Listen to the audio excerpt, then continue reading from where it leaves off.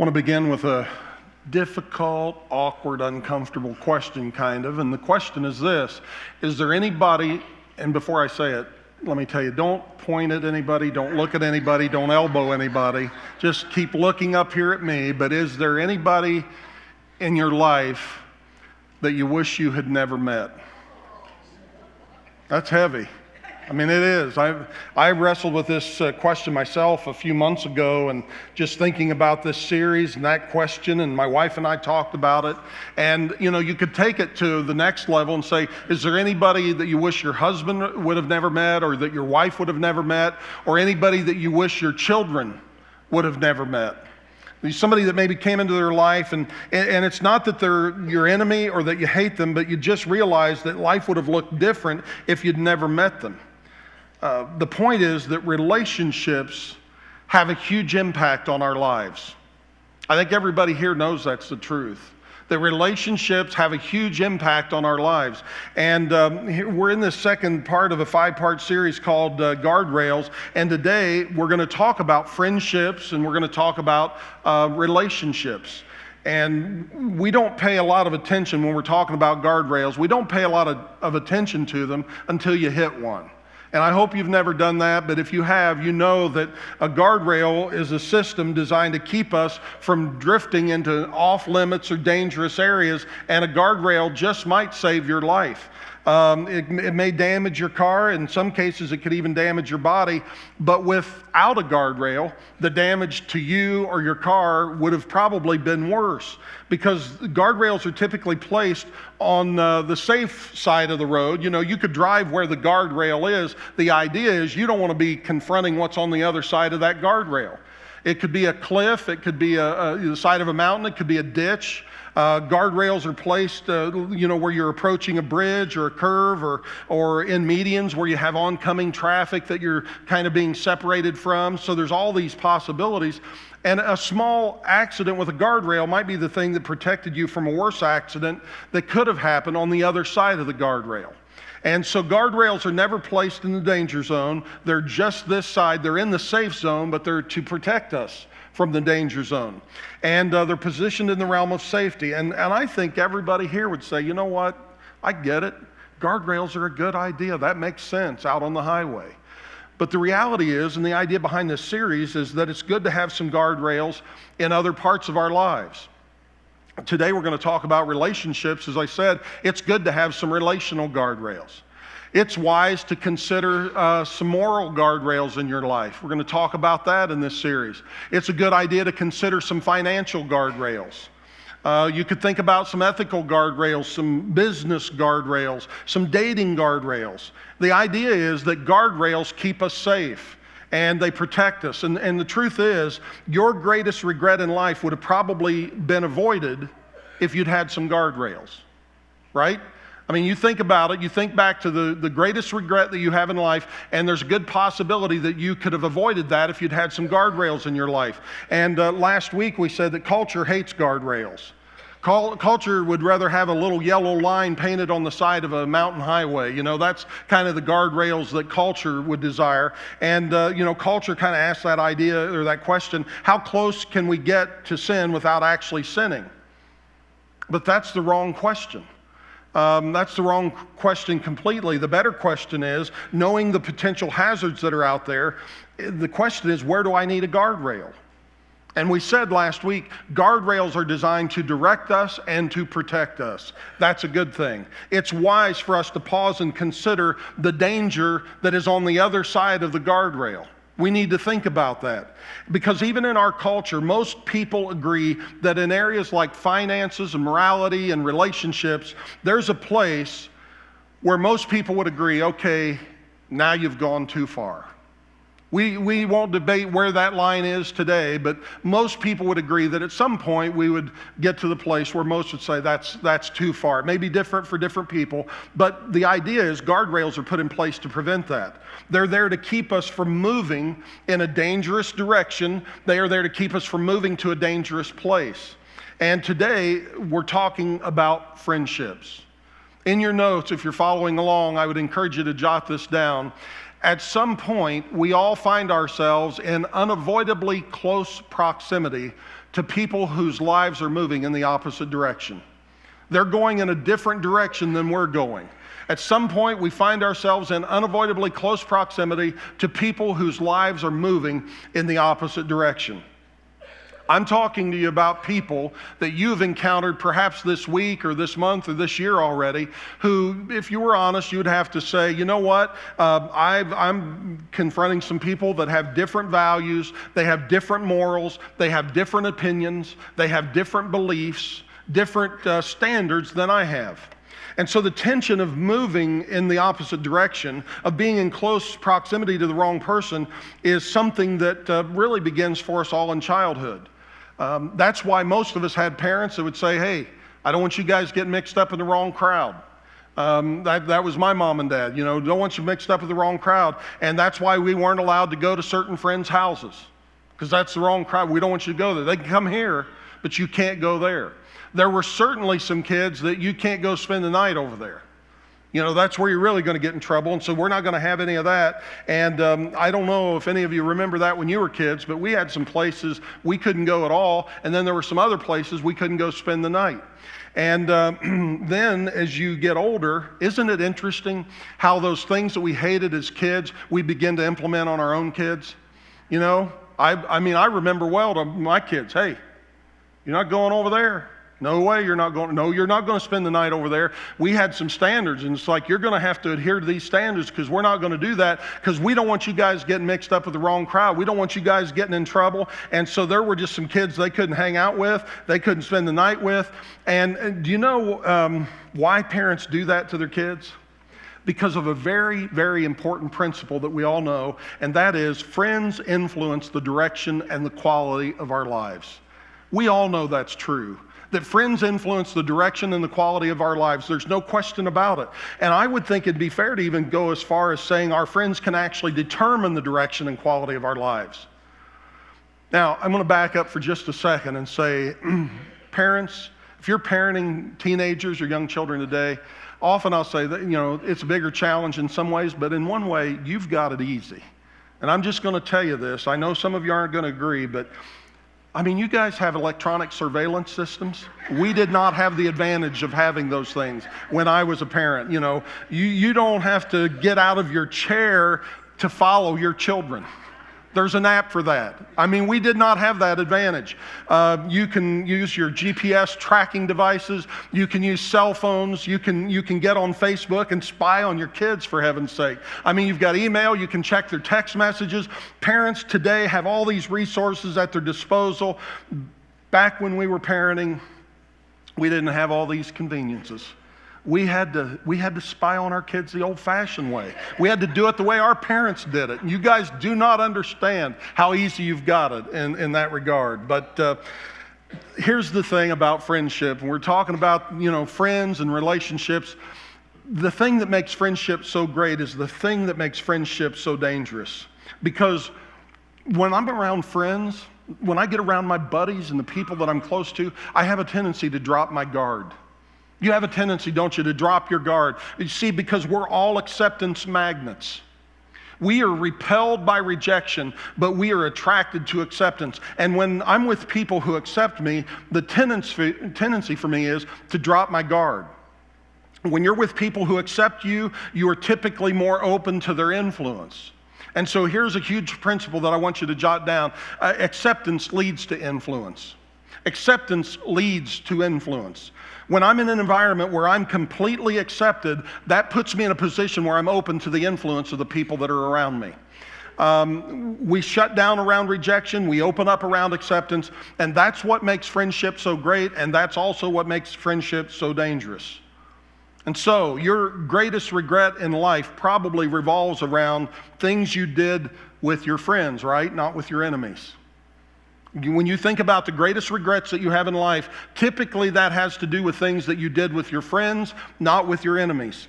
This is how so many people that I've seen through the years have gotten caught up in addictive behavior.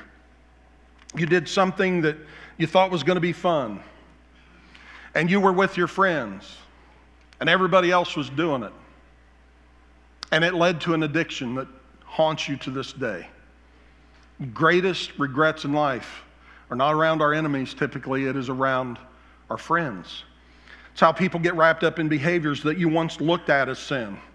But after hanging around long enough with people who did whatever that was that you saw as sin at one time, you began to open up to those things yourself. And you would have never thought that at this point in your life you would do those things, but today you do them because of the influence of others on your life. You would hear yourself defending those things you said you would never do. And that did not happen in a vacuum, did it?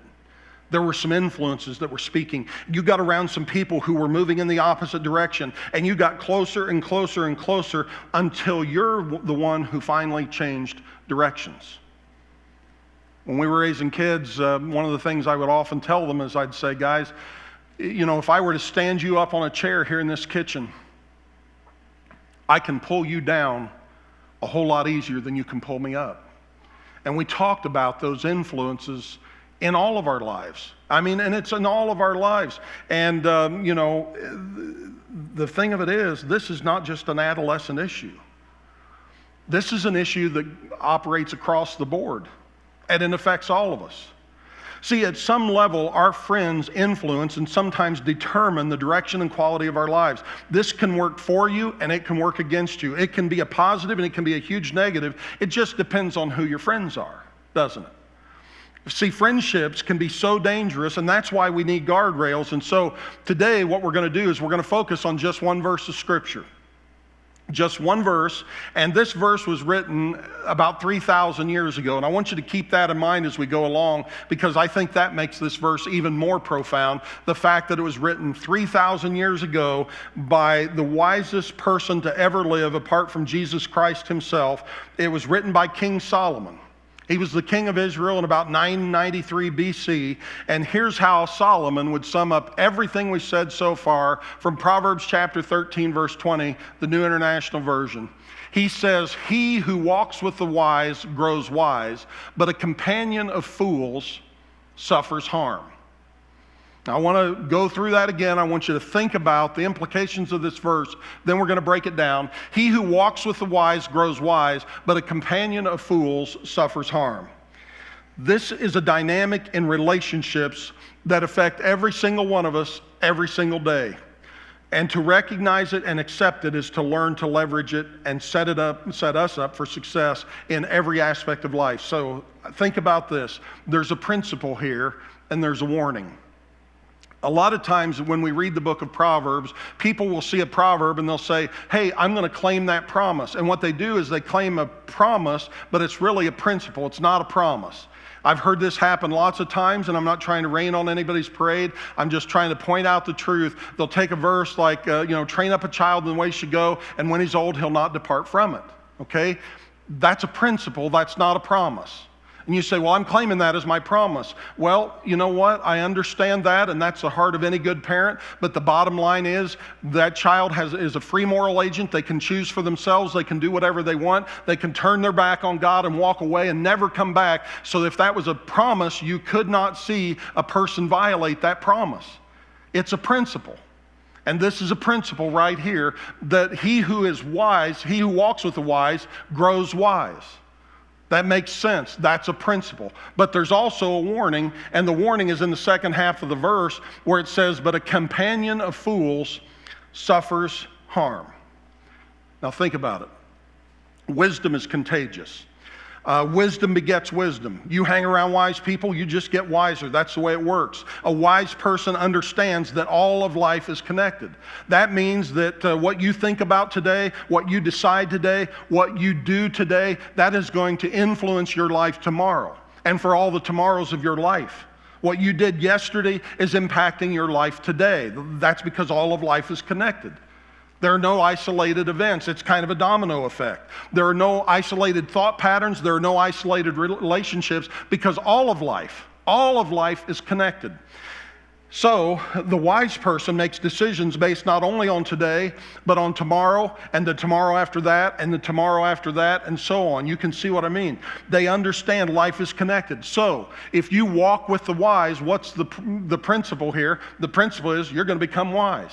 You hang out with the wise, you're going to become wise. That's the principle. Now, you would think that the warning would be walk with the fools and become a fool. Wouldn't that make sense? Walk with the wise, become wise. Walk with a fool and become a fool. That would make sense to me. But that's not the warning. That's not what Solomon says. And it's a very subtle thing, and I don't want you to miss it. The warning from this verse is that a companion of fools suffers harm. A companion of fools suffers harm. So King Solomon is saying that the companion of fools will eventually be impacted by the behavior of the fool. Now, if you're a young person, a young adult, a single adult, a married person, I don't care who you are, this has application for all of us. That means that your entire life, you may spend your entire life with fools, and you may never see the world the way a fool sees it. That's a possibility.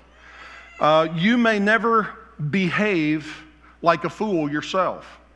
You could be around all these fools, and you may never act like a fool yourself. But eventually, and this is a point we cannot overlook, eventually the shrapnel from the explosion in their lives, the devastation that will occur in their lives, it's going to affect you whether you ever adopt their way of thinking or not. And that's important, and here's the reason why. Some of us go through life, and we did this especially as teenagers, but we do it as adults. But I'm just saying, hey, you can be wise as a teenager. You don't have to be foolish. You can hear these principles and apply them. Some of us defended unhealthy relationships by saying, you know what? I'll never do what they do. I'll never behave the way they do. I'll never think the way they think. I'll never be like that. So I'm safe. I'm good. It's okay. And Solomon says, not so. That's not true. Don't go there, because the companion of fools, whether they ever adopt the lifestyle or the mindset of the fool or not, they will eventually be harmed by the outcome of the fool's behavior. And I think probably most of us have seen this. Somebody was with the wrong people at the wrong time in the wrong place, and they suffered the consequences of somebody else's bad choice. Maybe that was you. Maybe you're the one that suffered. Somebody else did the wrong thing, and you suffered a consequence.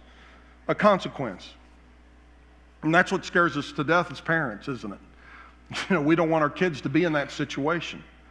See, a fool is a person who knows the difference between right and wrong, but they just don't care. They don't care about it. The Bible says, don't even try to correct a fool, because a fool's just going to laugh at you. They're not going to take it serious. And some of us have had that happen where you find out you can't give a fool new information. They won't hear it. They don't care. They won't listen. That's the life of a fool. They live as though life is disconnected. And the Bible tells us the companion of fools eventually suffers harm. They face the consequences. They suffer the consequences of poor choices. But the harm they suffer is often because of somebody else's poor decisions, not their own. And that's not new information, because we've seen it happen. Most of us, though, we like to think, hey, you know what? It's not going to happen to me. We are the exception to the rule. We think, and that's the way we approach life. But that's typically not the case, but it is the way so many times we tend to think. So here's the thing. If you have friends who don't care about their lives, what are the chances that they're going to care about your lives? Your life. If you have friends that aren't careful with money, what are the chances they're going to be careful with your money? If you have friends that don't care about the value, if they don't value and treasure their marriage or their relationships, what are the chances that they're going to treasure and value your relationships or your marriage? See, what all that means is whether you think like them or not, whether you behave like them or not, you are in a dangerous place as a companion of fools. Because the companion of the people who could care less eventually suffer the consequences of the behavior of the people who could care less. And that'll be true whether you dip into their lifestyle or behavior yourself or not. And this principle has been around, believe it or not, for 3,000 years. That's when Solomon spoke these words in the first place. And here's the thing I think everybody here needs to acknowledge and remember. None of us, not a single one of us, here in this room, listening on the radio, online, not a single one of us are exempt. You may think you are. You may want to argue about it. You may want to try to rationalize and excuse it, but I'm telling you, none of us are exempt. So considering all that, I'm going to suggest some potential guardrails for friendship. And I just want to warn you, some of what I'm about to say is not going to sound compassionate. It's not even maybe going to sound loving. Some of it isn't even going to sound Christian. I get that. In fact, some of you may allege that it sounds or seems judgmental. And I want to tell you, here's the difference between being judgmental and using good judgment. You need to get this to start with. Judgmental is my opinion about you, but good judgment represents decisions about me. So this is not about being judgmental. This is about using good judgment. And I want you to realize that going in. It'll help you to keep these definitions in mind as I share with you some relational or some friendship guardrails. And I don't think that everybody's going to adopt all these. I'm going to give you 5. I wish you would. I think it'd be great if you did. I know not everybody will, but I will warn you on the front end of the potential hazards ahead when it comes to certain relationships. And I just want to invite you to make the wise choice. So here's when you need some relational guardrails. Your conscience really ought to light up when, number one, your friends are moving in a different direction than you are. Your friends are moving in a different direction than you are. This should be a serious concern. It should be concerning when you realize that you look around at the friends you have near you and you realize you have different values, you have different goals, you have different priorities, you have different beliefs. That's a concern. And here's what we normally do. We realize these things, but we say things like, I'm no worse for it. I'm not developing any of those habits. I'm not like them. See, when your friends are moving in a different direction than you are, it should concern you to the point that you do something about it. When they're moving in a different direction, see, it's unwise of you, and we all want to be wise, but it's unwise to wait until there's a problem. And there will be a problem.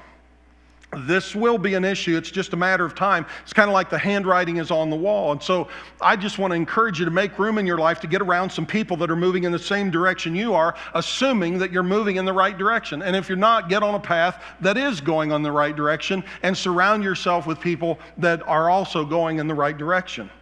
See, this is the challenge of the whole process in these areas of our friends. You know, these are the people you do life with, the people you work with, the people you hang out with. This is the group you're with. It may seem like all you have, but I want to encourage you to take some proactive steps today to be intentional about finding yourself a group of people that are on the same path, because no matter how strong you are or how disciplined you are, the companion of fools eventually suffers harm. You can bank on it. I mean, this is a principle that you cannot deny, and most of us have seen it happen. Number 2, you find yourself pretending to be somebody you're not. This is another area where you need to get a guardrail in place in these relationships. If you're trying to fit in and you're trying to, be something or someone other than who you are, that's a problem. And when you're around a group of people, you may tend to start ignoring certain values in your life, and you find yourself moving away from who you are. And usually people are going to warn you about this. Somebody's going to come along, and maybe this has happened to you recently, and they're going to say, hey, you know what? You're not the same person when they're around. You don't act like yourself when you're with them. You're different. You're a different person when you're around them. That should bother you. And here's why. That's an indicator that you're moving in a dangerous direction. And so don't give in to the temptation to make excuses. Consider this a guardrail. You're entering the danger zone when you're pretending to be something you're not. Number 3, you also need a guardrail when you feel pressure to compromise. When something that has been a temptation, never been a temptation in your life before, suddenly becomes a live option, that's a sign that ought to set off the warning bells in your mind. The warning signal should sound, the hazard light should be flashing, the sirens should be going off in your head when you're feeling pressure to consider behavior that you have always considered off limits. That's a guardrail.